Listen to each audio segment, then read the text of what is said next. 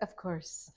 Okay. Thank you for inviting me, Carole, to this great moment to not only experience your work, but to also continue where we left off. I mean, I think that you were right. There were so many conversations that we've had, many levels, right? Some of them very much focusing on art making, the world, but also very deep and personal situations that we're dealing with in relation to the care of our parents. So I think that that will go into all of these different places. But I think that I will start maybe just focusing on the moment that we enter this room, right? What is it that we experience? And I'm focusing much more in terms of, I'd love to hear the kind of like worlds you are building here, the kind of spaces you are creating, because they are multiple. And especially like I see this kind of space that is formed in the front, and then there is this liminal space, and then the space behind that I see immediately we enter the space of the drips and the pipes, and it just seems incredibly vulnerable space.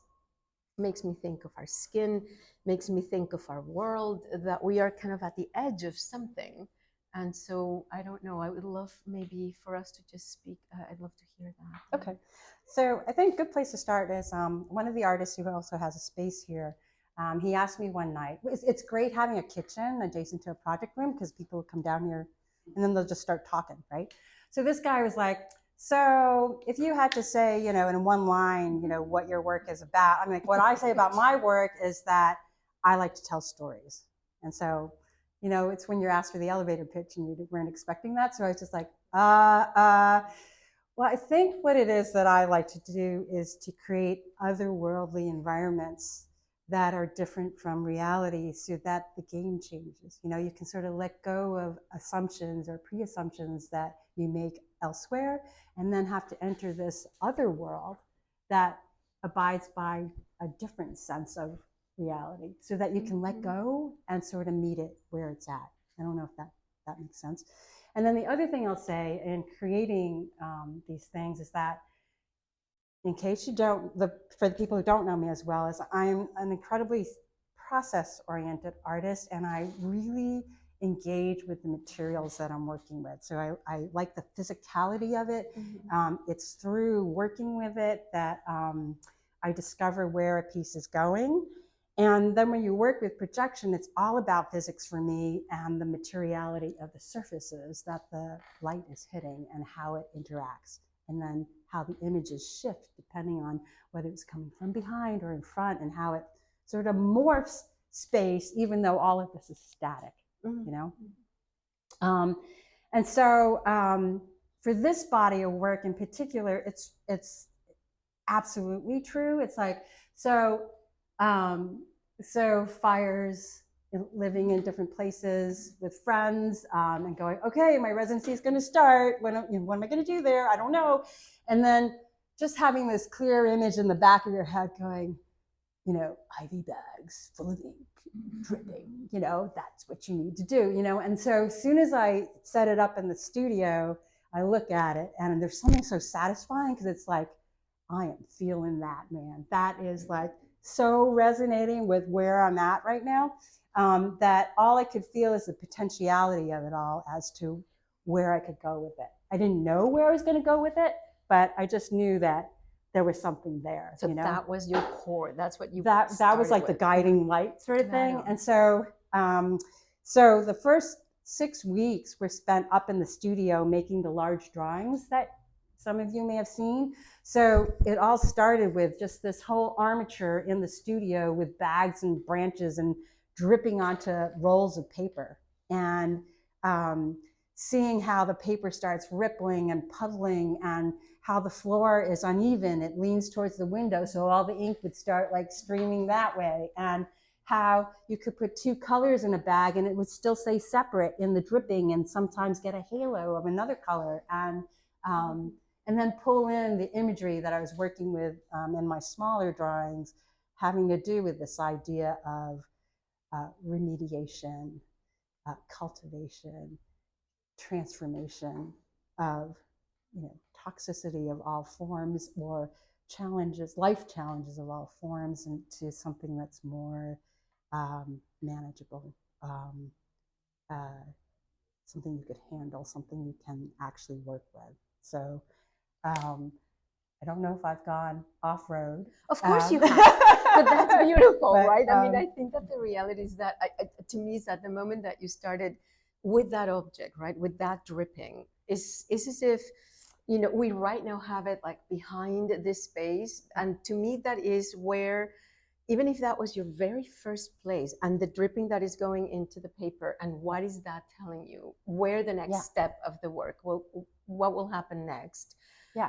We still have that space in which that has become, in a sense, almost like a secure space there. Like it's I can't go there, right? I can't access that space physically, but I can access it, of course, mentally. I know exactly where, the kind of triggers that could have, and the ways in which, when you think of triage, right? When you think of the ways in which we are all at this point, our sense of safety, our sense of the way that we understood our life is been uprooted, and we are all, in a sense, leaking. We are all dissolving into something, whether that is a process of remaking, which always has to be, because that's where I see the remediation coming. So I think that what I'd love to see is like, okay, once you have this dripping on the floor, what was it that kind of moved you into the next phase of the project? Whether, I know you work in these different kind of layers and skin-like and worlds-like. So it's all of these translucencies and spaces that morph one onto the other. What was next for you? Was it that immediately to remediate that, or was it to actually allow it to kind of like just completely unravel? So the beginning of the residency, I told myself to have no agenda, because I just wanted to let it go where it wanted to go. And then the clock started ticking, and it's like, okay, the project room, what are you going to do, and all that kind of stuff. And initially, and then also the idea of, you have these core elements, okay? So you have the IV bags and dripping, you have the branches, you have the paper. How do you keep experimenting with it in this way? So I have the small terrarium installation upstairs, and then you have the dancers start playing with the branches and the bags. What are they going to do? I have no idea. Let's do a shoot.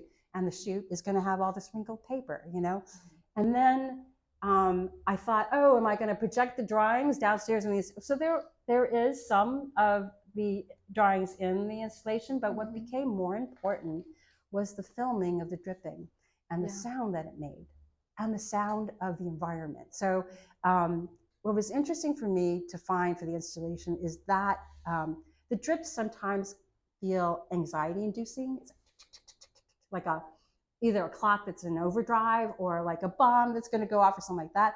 And then other times it's really messy, like, and then other times it was very calm, or even silent, but then the silence would go to the police cars that you hear, or something, that was actually happening while I was shooting in the studio. Or sometimes you'll hear actual sirens going off now, so you start folding in the environment, and then the emotional sort of nervous system state it puts you in keeps fluctuating from, oh, okay, that kind of thing. So I felt like there was a definite sort of arc to that whole, expansion can, start to worry this up, back and forth that way. And then, help me. Am I going where? No, I'm sorry, the heat to me. I'm just like, I'm going to start talking and hope it gets me where we're supposed to go, and have it be informative. But anyway. Yeah, no, I think wait, I'll say one more thing. Dilo. Okay, so what's interesting to me too is like, this is the most diaphanous single layer installation I've made, where it's all about it spilling out both ways kind of thing. And what's really surprising to me is actually, when you do go back into the other space, it feels unlike you think it's going to feel. It feels like you're in the belly of the whale or something. You know, there's something like, oh, I'm inside the body now, or I'm inside the body of the installation. And for the closing of the exhibit on the 31st, we're going to have live music, and 2 of the performers will be back there, 2 will be outside. So I'm going to play with that, you know, but and yet also I was really jazzed about, you know, the branch in the foreground, because then it starts being like a forest, but a very strange forest. Yeah. And then what happens to the triage station once it's folded into an installation like this versus when it was taking up my whole studio to create the drawings. Yeah. I love how you activate and even maybe learn about what you're doing through your performers, right? It's like you create certain elements and then they come in and then they perform. And through that, it's as if you learn where to go next. Yes. You want to talk a little bit about that? Because I find that well, what I can talk about is how different this experience was, because I haven't had the occasion to do a standalone installation since I was at Descanso Gardens. So that was pre-pandemic, right? And I'm reminded how different it is, because for a performance, it's like you do all this preparation to come up with the context, conceptually, site-specifically, all that kind of stuff. But you basically come up with a palette.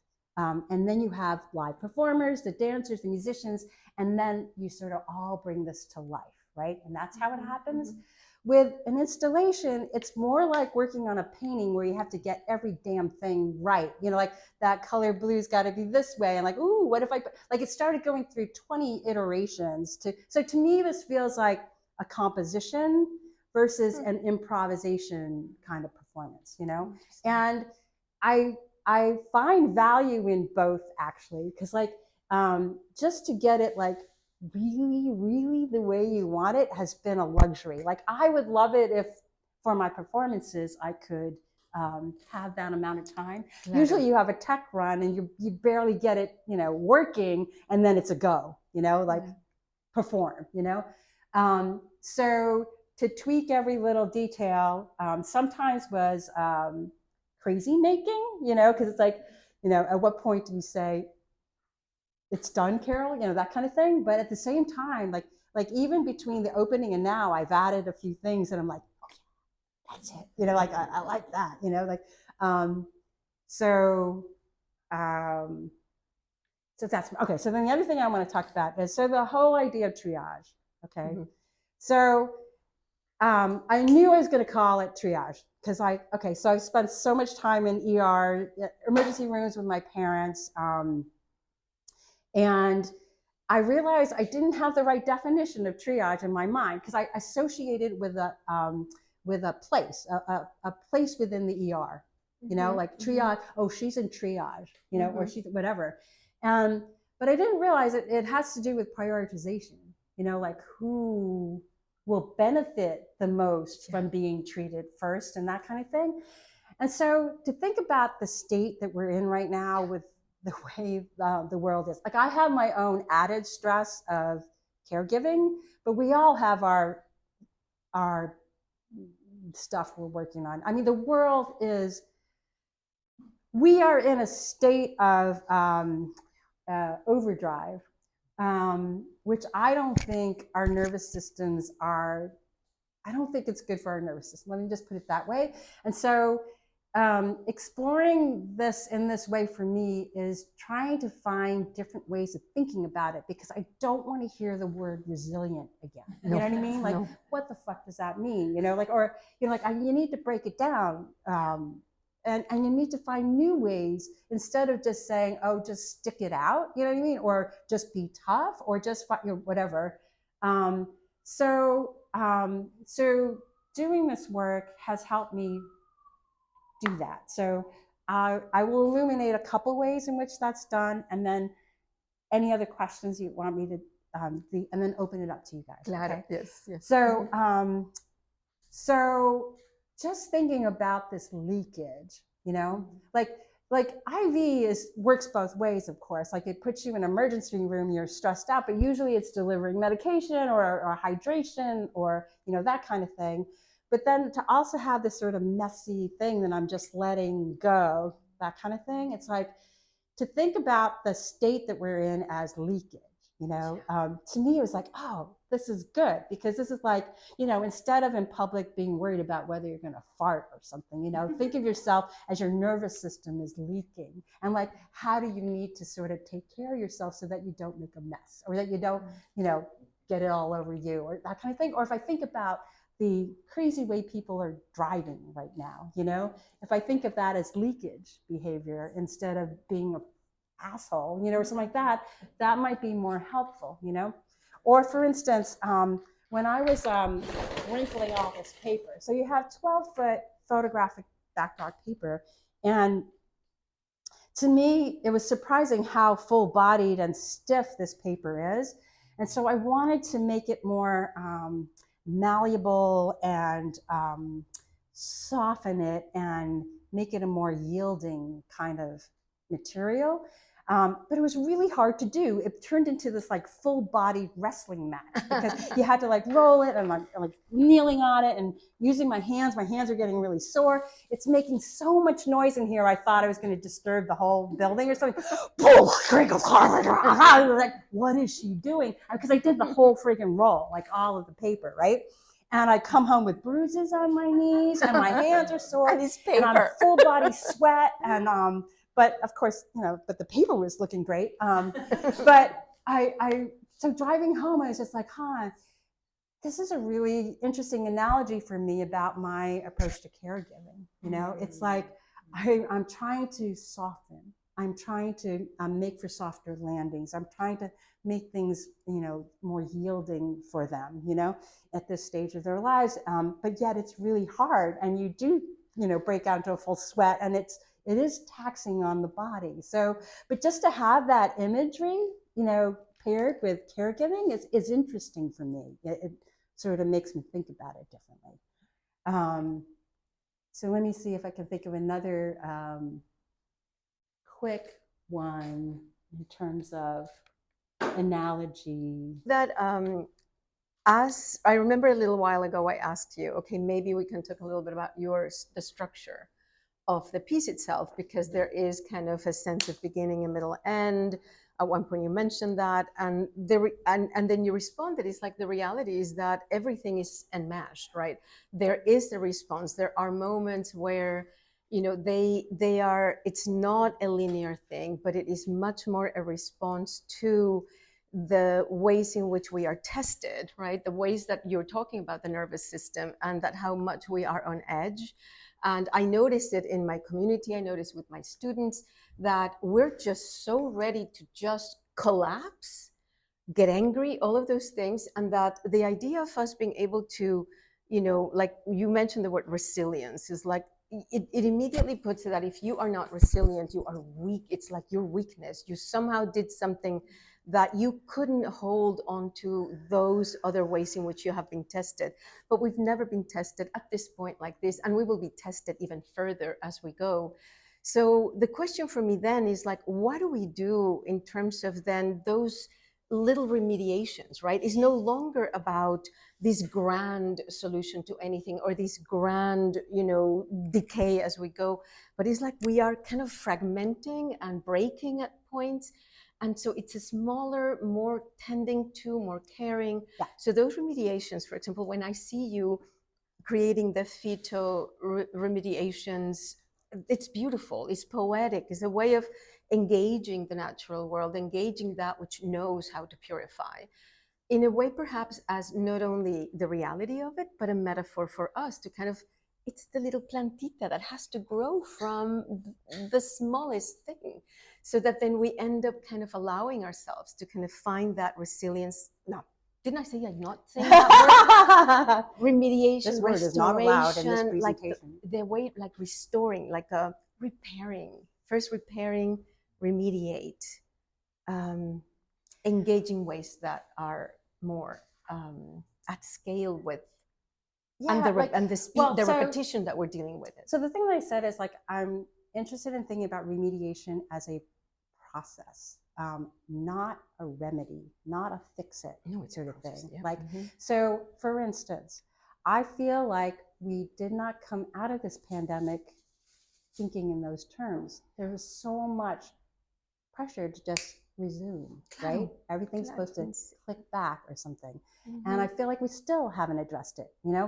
And then we got all this other stuff layered on top of that, you know? So like we can't even think about, you know, rewinding and addressing some of that. And so we're like falling behind, you know, in all the things that we need to remediate, right? But if we can sort of shift our approach, shift our way of thinking about remediation, that might be enough to keep the ball rolling, kind of thing. There was something else I wanted to say, but why don't we open it up? Is it? Does anyone have anything they related or total non sequitur in terms of, like, I'd be curious how the work spoke to you, or any questions that came up in experiencing it. Yes. I'm curious about your choice of white as the main theme, and beyond the technical necessity of using a projector, does it carry any symbolic meaning?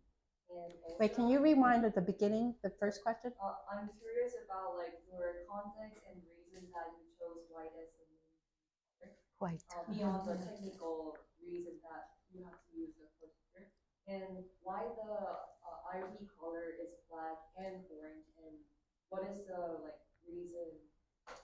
Yes, what was like your? I was curious about your decision in terms of color. Okay, so I never work with white ever, you know, like, so this was, I think I was responding to the room, you know, and so I think I might have worked off of white from the room, but then couldn't stay there because, so with projection work, you're often working from darkness, and bringing the light out, right? But here, when you start with white, you light up anything, the whole freaking thing lights up, you know? So it's like you're working within a much narrower bandwidth, you know? And so for a while there, I struggled because it seemed too shallow for me.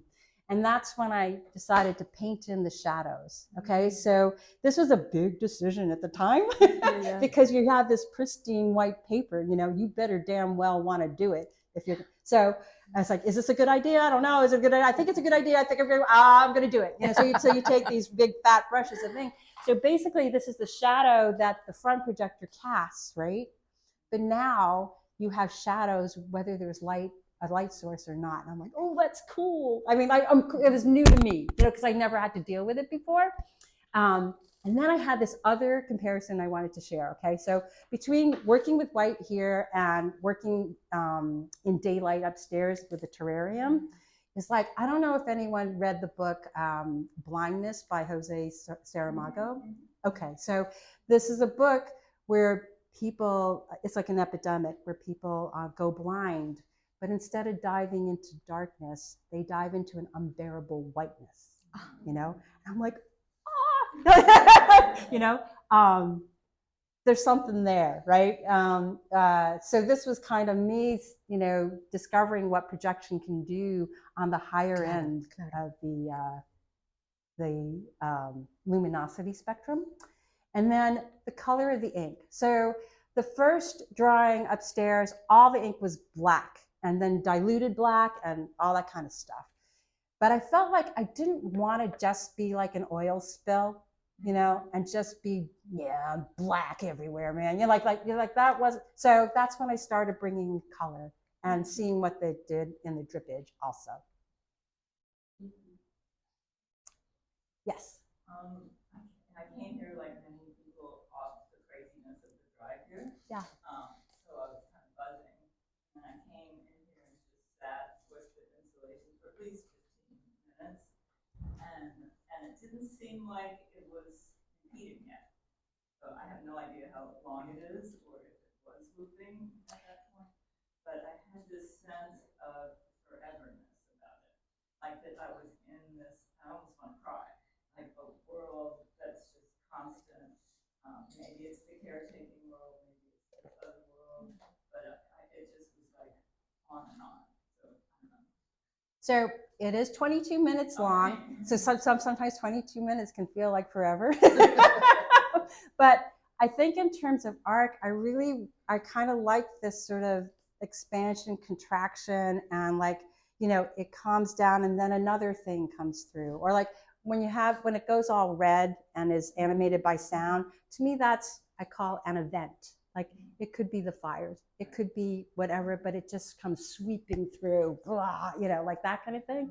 And then it goes minimal again. And then, you know, starts responding to, you know, that kind of thing. So it is sort of that ebb and flow and the ebb and the flow. And you think, you know, and then it's another thing. I mean, like when the fires happened, I just was like, seriously? You know, like you really think I don't have enough on my plate right now? You know, like, so it's that unbearable, you have no choice in the matter, but, you know, No, it was kind of like the unbearable and the beauty at the same time. I had a sense of the sublime, but just of living in this world constantly.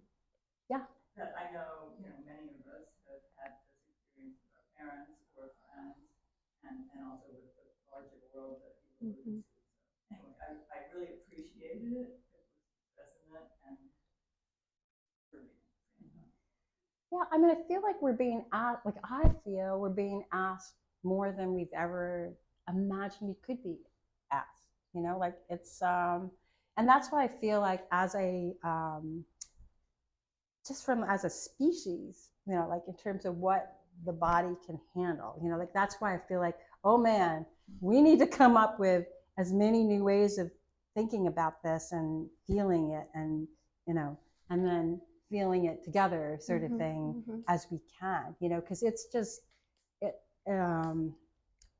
yeah, it's coming fast and furious, you know, so. And do you think, for example, I feel that this is very much the way that we feel in this country, because there's so many countries that deal with so many different levels of chaos and loss and displacement and all of that, that for us in this moment, it feels unbearable. And I know that other countries, like I always have felt, the ones that will actually thrive in this insanity of the world as we're going with climate emergency and all of that, are the global south, most because they have dealt with chaos for centuries, right? Or for so long.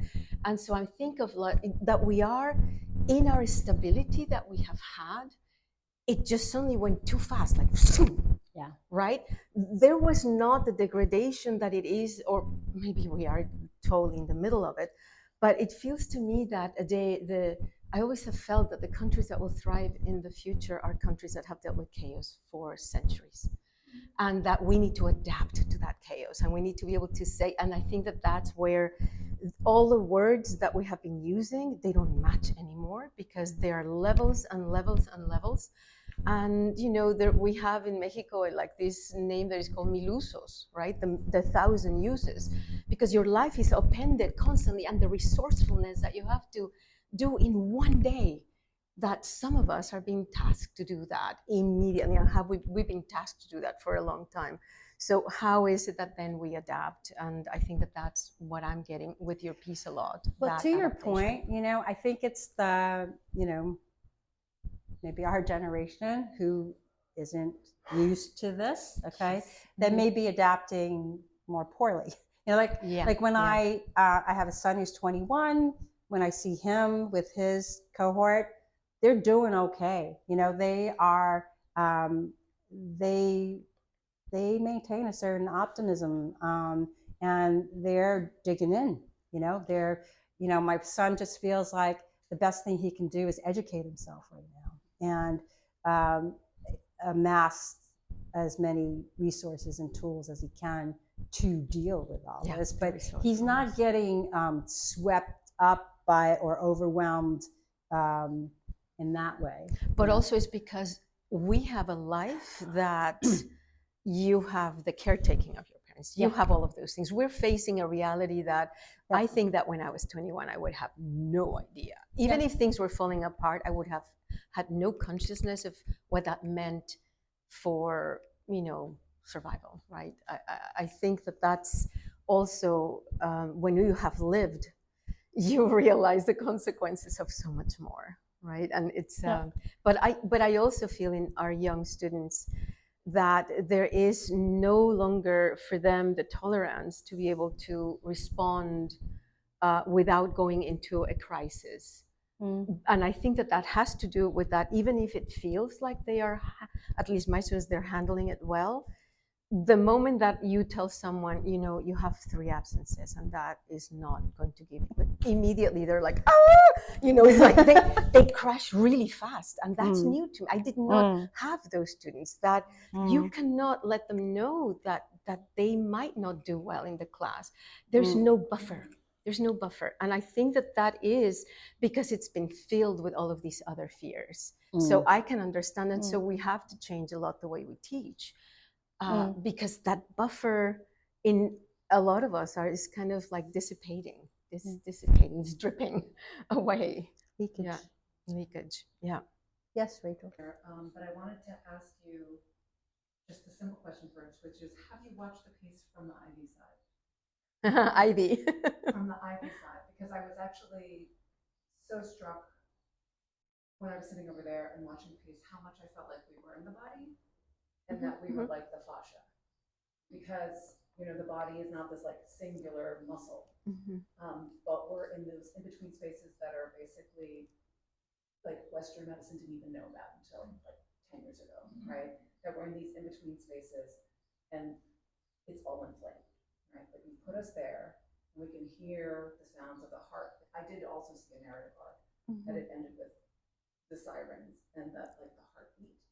But I was also just. And the heartbeat is lighting from that side, lighting from this side, lighting from that side, lighting from this side, right?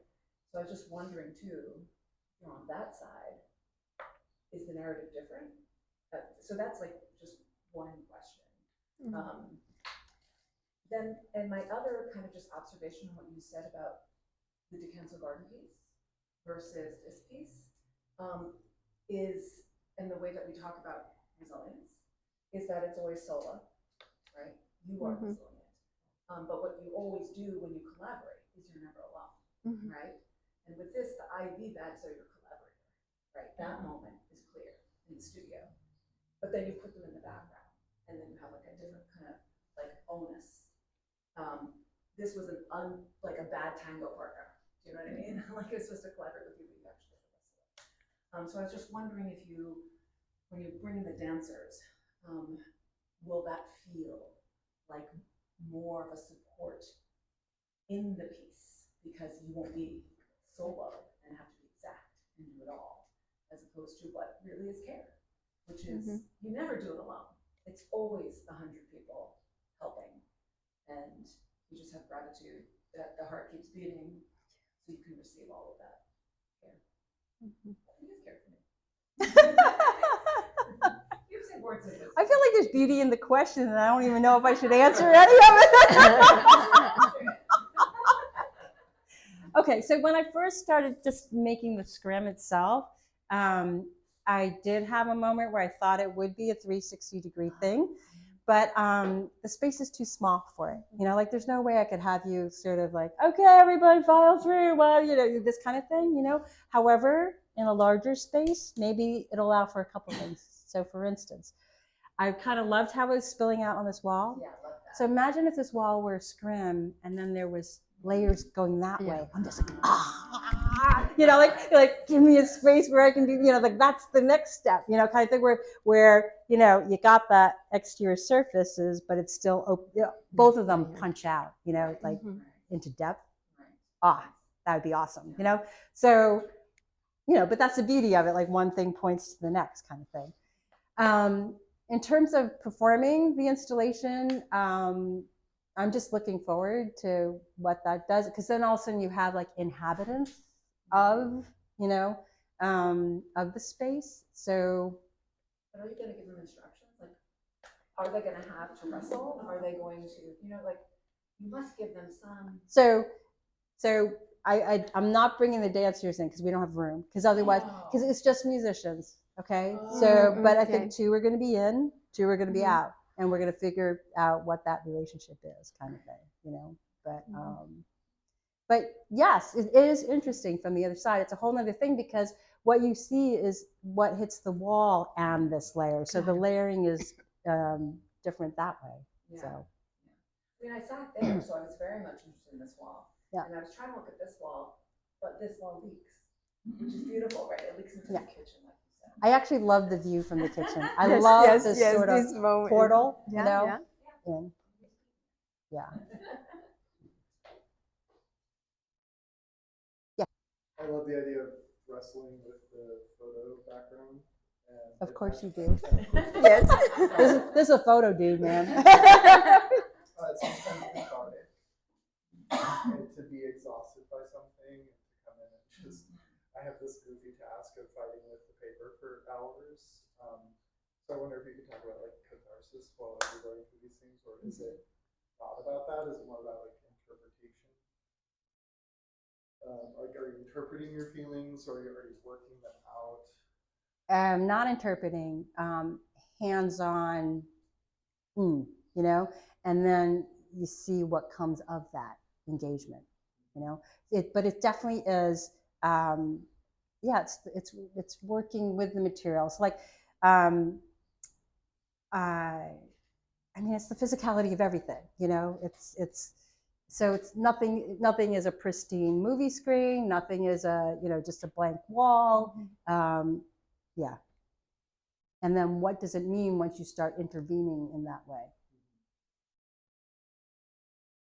Yes, Steve. Can you speak more about the use of the leafless trees and the two, like Rebecca was pointing out, behind where we can't access in the same way, like the triage seems fully processed in making of the drawings, goes away, and here we can't even see, but they're behind. So what about the forest tree?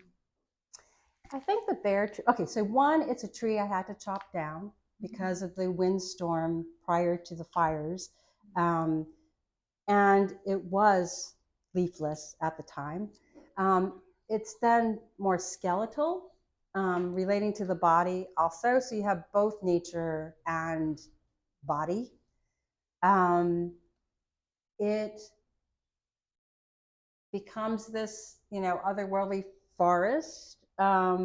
It also provides structure in terms of where the drips I could place, you know. So it was like, oh, let's hang this one over this one, or let's let this one actually drip on the branch and go down its tributaries or something. So Is the otherworldly forest somewhere in particular, emotionally, metaphorically? well, I think the whole installation is, you know, it's this whole triage world, Was there a pun there? of dripping. Tree.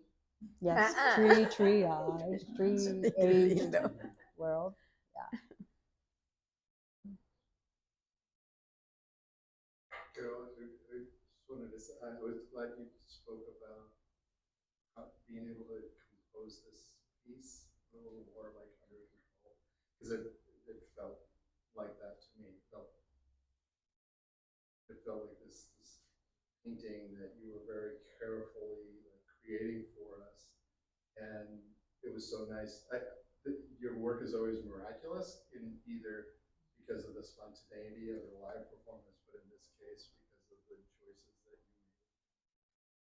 composing it, and especially the white environment and the subtlety of how the lines sort of hit the trees, and how, you know, unbelievable that was when you would see, yeah, see these trees articulate in very, very subtle ways.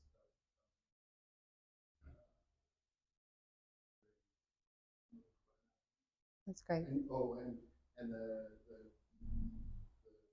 um, the drips seem, the mechanisms seem very,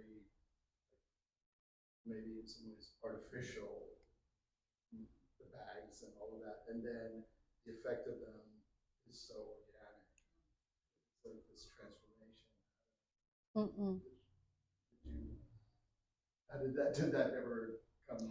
Okay, so the bags vary. Some of them are medical, some of them are for plants, watering them, and some of them are food bags, you know? So, but all of that seemed related to me. And then I'll add that all of the sound is the actual sound in shooting the drips and wrinkling the paper. That's all it is. All I'm playing with is speed. Oh. So, and the speed, of course, drops the pitch if you slow it down or starts going, you know, if you have it at real speed. So, again, the physicality is evident that way. Do you feel that this is like your work? This work is kind of like we were talking a little bit in retrospect. It's like, is this work? You're done with this? Is it a No. sketch of something? Are you? It's kind of like the first step of something. Well, what I feel is like, I think, you know, I'm the kind of person, which many of you know, who is already predisposed towards the sort of Zen thing, you know, like I want to be sensitive, I want to be responsive to my environment, I want to be able to bring to life the most like subtle things. But I was feeling like it's not enough, you know, like it's like, or like I love art and life, it all merges together. You just try to do a little bit every day. You know, that's been my MO, right? Again, it feels like it's not enough. And so, so for me, adding this layer of triage, just to acknowledge the, first, the overdrive that we're in, you know, like that it's not normal. You know, it's not, you know, that we need to up, we need to, you know, kind of up our game as to how, like, still within the same spirit, you know, of how I normally work, but I feel like we need to sort of address it yet again on a, either, I don't want to call it higher level because I don't want to hierarchical intensities, more yeah, intense, or like being more inventive, being more, you know, bringing more to the table to so that we have more tools to pull out, you know, or more ways of dealing with it. Does that make sense? Yeah. And it's not like I'm going to come up with this, you know, recipe book. Oh, well, look what I found out, you know, the X, Y, Z. But it's more like, you know, the more you diversify the way that you think about it, the more you're able to come up with these other approaches, right? Because the last thing I want to feel is just, you know, numb, for one, and overwhelmed. Yeah. Or, yes. So, what do you see the role of art? Is it to up your sense of alarm? Hopefully, not to push people to the point of despondency, but activate people. Or is it to offer solace and comfort and a sense that you'll be okay, and possibly engage people in a way by avoiding making them feel despondent and powerless? So I wouldn't posit it that way because it seems too oppositional, you know? Like for me, it's like how to go straight to the heart, you know, and what can we do from there, you know? So it's not either saying, oh, heart, don't worry, you have nothing to worry about, you know what I mean? It's like, no, damn it, we got to feel still intensely, really intensely, but how do we do it in a way that we can persist, you know, and survive, you know, like I feel, especially with the caregiving load and just the way the world's going, like sometimes I just, you know, wonder, you know, you can't stay at, you know, go 0 to 90 and stay at 90, you know what I mean? Like we just can't do that. So how do you manage that? You know, how do I not, like sometimes I feel like, how do I not self-combust? You know what I mean? Like I really want to be a good caregiver, be a good artist, you know, do all these things and not get completely, you know, mowed down, sort of thing, you know. And so much of it for me comes down to like what I see right now is like it just connecting, remembering to connect. Because like, through the crises of being displaced and whatever, I hadn't seen friends in a long time to just be with them. Like it felt like we're all like troubleshooting our short list of, where you're going to lay down your head or something, or, like, so, just gathering, which I'm finding that more and more people are doing, like, out of the blue saying, you know what, I'm starting a thing where we're going to meet at this place once a month. What do you say? And all of a sudden I was getting like multiple notices like that. Spontaneous, different circles of people, and I'm going, oh, this is a good sign. This is a good sign, because it's like, yes, we are, we are numerous. We are all feeling it. We are still like have all the strengths that we have, kind of thing, which you can forget sometimes, and just be out there battling by yourself, kind of thing, but like, this is great. I'm feeling this, you know what I mean? Like, so, yeah. So it's kind of both. Yeah, well, And yeah, more. it's like, don't be numb. Don't, and there's so much there, And it's interesting because when you sent me your statement and the video and some of the images, is like, I think I shared with you that the first thing is just like I choked and I started, like, tears came down, because I have not dealt with the death of my father, but I kept all of the tubing that we used for him to make art. But it's been in such a closed box because I haven't had like the strength. So sharing what you're sharing, it really kind of touched my heart. And I think that if anything, right, those are the things we need. And this community and all of it. So touched. Elise. Yeah, I mean, to that beautiful point, I keep thinking about experiential learning. Yeah. And when when you're working abstractly, it's like you can learn about a metaphor or poetry in another perspective that you couldn't have learned any other way through the materials, right? Yeah.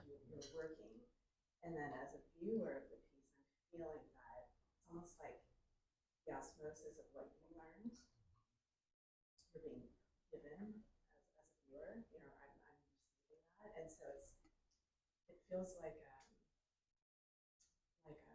almost a collaboration in a way, that when I came in here, I know this, but I don't know this, and it's the body and metaphors and my own body and your body and our body, and it just kind of unfolded. So it feels like a poem.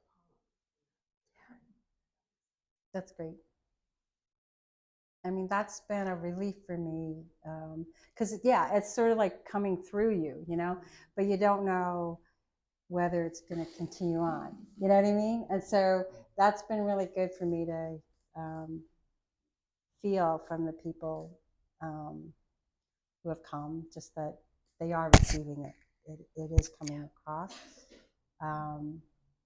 Because, also when you work fairly abstractly, you're wondering whether it's going to transmit, and for me, that one moment in it where it goes splooch, this dark puddle, that was a moment to me. I'm like, oh, yes, that it is. There it is. I felt that one. Claro, and there I am. Yeah. Right? Like there is. It's like, you're a puddle, but man, what a puddle. It's beautiful. That kind of thing. So, yeah. Yeah. Can you say something about the nipple? Sorry. There's one other question back there. Yeah. I loved your piece, first of all, because I love that I'm still in it, even after it's gone, and it started in the dark. After you started speaking, looking at the daylight, I'm like, oh, this reminds me of the hospitals during COVID, that had the tents around them, and building them, and you have like a cell structure of some kind, or light in the foreground. Now at night, it was dark. It did feel to me like there was a lot of stuff that happens in the dark, that happens in our bodies, and then the large cellular structure in my mind was like, you said it. COVID didn't take us down. I mean, it affected everyone. Nobody had any agency over it, nothing you could do, and now we're reverted back to like nothing Everything's happened. And just the power of biology and your biography. So how aware are you of all of this when you're working, or is it intuitive, or would you just let it go? How much am I aware of the circumstances we just lived through? Yeah. Well, in your work, like when you're actually hanging stuff and using materials, what is it that you're conscious of, or what does it just happen to you that comes through you? I count on where I am in a moment being imbued in everything I'm doing, you know? And so, so just to describe, I mean, like, so it's been 2 3/4 years caregiving, and then we had everything happen. So I feel in this hyper state of, but it also has me like super plugged in. I feel like I am so like wired, you know, like, and I don't know if it's good for me to sustain it, you know, for such a long period of time, but it's kind of like crazy, hyper sensitivity. I can cry really easily, you know, like if I see anything that pulls the heartstrings or something, but I'm in this sort of state, you know? And so that's how I'm working, you know, that's where all of this is coming from. So it's never a neutral thing. It's absolutely where you are in the moment. And being that I'm process oriented and all that kind of thing, it's so much about your presence in the moment and how you're responding to everything that's happening. Does that make sense?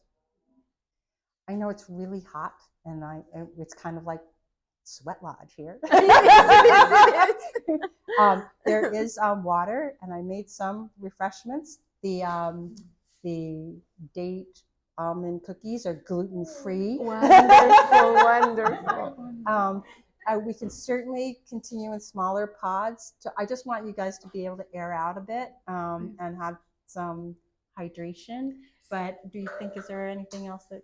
I think this has been so Does anyone beautiful. feel like they needed? I want to ask you about why the dancers are projected on the terrarium. For those who haven't gone upstairs, there were these dancers that are being projected through the terrarium. I mean, I just wanted to hear what you. It's another remix, you know. So it's me taking some of the dripping material and the dancer footage, and now putting it in this mini, like glowing. I'm so in love with this little thing. I mean, I'm definitely gonna like.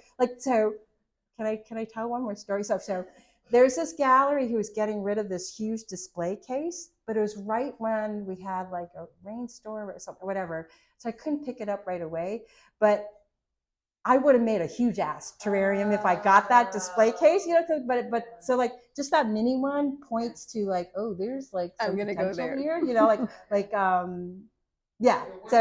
So yeah, triage part 2, you know. Yes. I thought it was like for the plants to actually watch the dancers. Well, that's good too. Well, they do. So like the plants will have like this little subtle movement from the window or something like that. So they're doing their little thing, and then they're having. I mean, I'm in love with this little thing happening. So yes, stay tuned. You know, there's going to be something else coming out of that. But anyway, thank you so much for being here. I so appreciate it. Thank you.